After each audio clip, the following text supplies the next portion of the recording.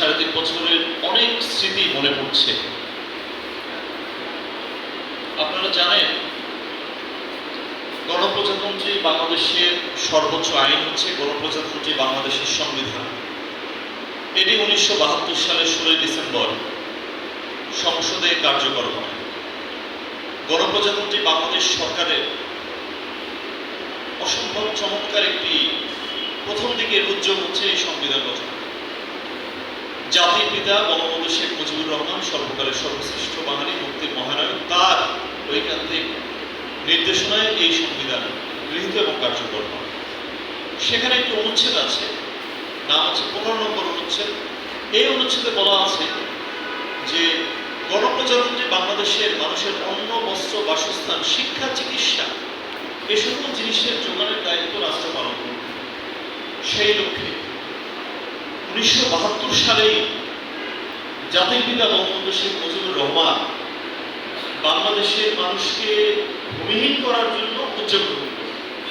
তখন থেকেই এই কৃষি খাস জমি দেয়া শুরু হয়েছে। যারা ভূমিহীন তারা আবেদন করে, যাচাই বাছাই করে তাদেরকে কৃষি খাস জমি দেওয়া হয়। আবেদনের ভিত্তি হচ্ছে আমার কোনো জমি নেই, আমাকে জমি নেই, সরকার তাদেরকে জমি নেই। এর আগে 72-এর আগে কিন্তু ভূমিহীনকে রাষ্ট্র এভাবে জমি দিত। এরপর মাননীয় প্রধানমন্ত্রী, বর্তমান মাননীয় প্রধানমন্ত্রী শেখ হাসিনা, তিনি 1997 সালে আশ্রয়ন 2 নামে একটি প্রকল্প চালু করেন। উদ্দেশ্য কি? জাতির পিতা যে কাজ শুরু করেছিলেন সেটাকে আরো বেগবান করা, বিচ্ছিন্নভাবে না করে একটি প্রকল্পের আওতায়। এবং 1997 সালে বাংলাদেশের বিভিন্ন জায়গায় ব্যারাক তৈরি হয়েছে, কিছু গ্রাম তৈরি হয়েছে, আপনারা জানেন। এরপর মুজিব বর্ষ উপলক্ষে জাতির পিতা বঙ্গবন্ধু শেখ মুজিবুর রহমানের সুযোগ্য প্রণয়া মাননীয় প্রধানমন্ত্রী শেখ হাসিনা, তিনি একটি চমৎকার প্রকল্প হাতে নিলেন যে মুজিব বর্ষ উপলক্ষে সমগ্র বাংলাদেশকে ভূমিহীন মুক্ত করা হবে। এটি একটি অভূতপূর্ব, অবিস্মরণীয় এবং মানবিক দৃষ্টান্ত। কারণ সারা পৃথিবীতে ভূমিহীন আছে, কিন্তু পৃথিবীর কোনো দেশ একটি বর্ষ উপলক্ষে সমগ্র দেশকে ভূমিহীন মুক্ত করার এই যুগোপযোগী এবং অভূতপূর্ব উদ্যোগটি কার কেউ গ্রহণ করে? এটা সারা পৃথিবীতে কিন্তু একটি বিরল দৃষ্টান্ত। আপনারা জেনে থাকবেন, আপনারা অনেকেই দেশের বাইরে গিয়ে থাকেন, অথবা আপনারা এখনই আপনাদের মোবাইল আছে, গুগলে আপনি সার্চ দিয়ে দেখতে পারেন যে পৃথিবীর কোন কোন দেশ নিজেদের ভূমিহীন মুক্ত ঘোষণা করেছে। দেখবেন আপনি বাংলাদেশের নামটি পাবেন।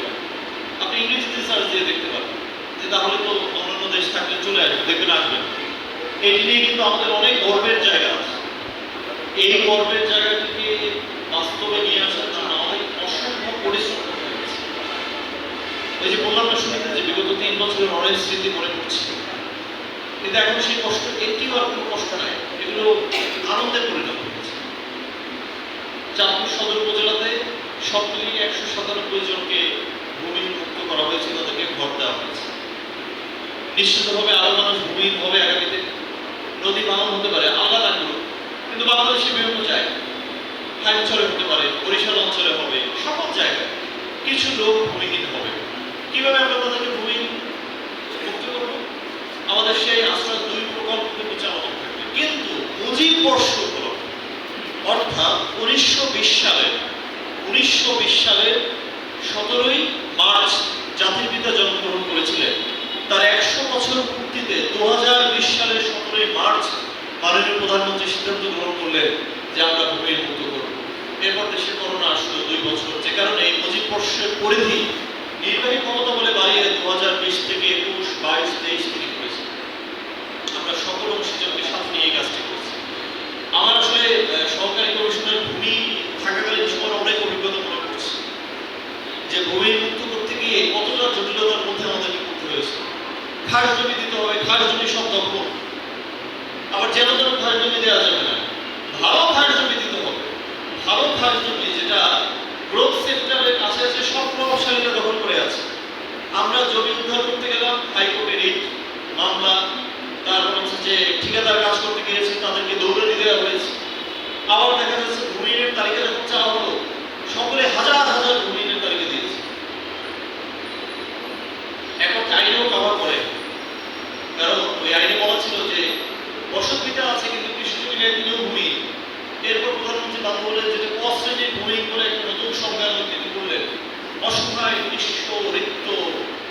এটা হচ্ছে কনস্ট্যান্টলি বলি, কিন্তু প্রচুর তালিকা বলেছে।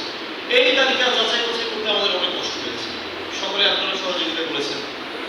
এরপর দেখা গিয়েছে ঘর তৈরি করবো, ঘরের জন্য বাজেট 1,71,000 টাকা দেওয়া হয়েছে। এটা অনেকেই জানবেন যে এই কাজ, এটা এখন বলতে হয় অন্যান্য যারা এই ইঞ্জিনিয়ারিং কাজ করে এলজিডি গণপূর্ত সকলকে বলা হয়েছিল কেউ করবে না, 1,71,000 টাকা আমরা গড় করবো। তাহলে কি করা যায়? তাহলে হচ্ছে যে প্রশাসনকে দেওয়া হোক, তারা না করতে পারে না কোনো কাজে, তারা করবে। আমরা করেছি, আমরা ভালোবাসার জায়গা থেকেই করেছি, আমাদের সকলকে নিয়ে আপনারাও করেছেন। আমরা বলতে আপনি আমি সহ, আমার ইউনিয়ন পরিষদের চেয়ারম্যান বৃন্দ, আমার মেম্বার বৃন্দ, আমার ইউনিয়ন ভূমি সহকারী কর্মকর্তা, উপসহকারী কর্মকর্তা, ইউনিয়ন অফিসের লোকজন, আমার সম্মানিত উপদেষ্টা, উপজেলা পরিষদ চেয়ারম্যান, পিআইও, আমার উপজেলা প্রকৌশলী, আমরা মিলেই করেছি।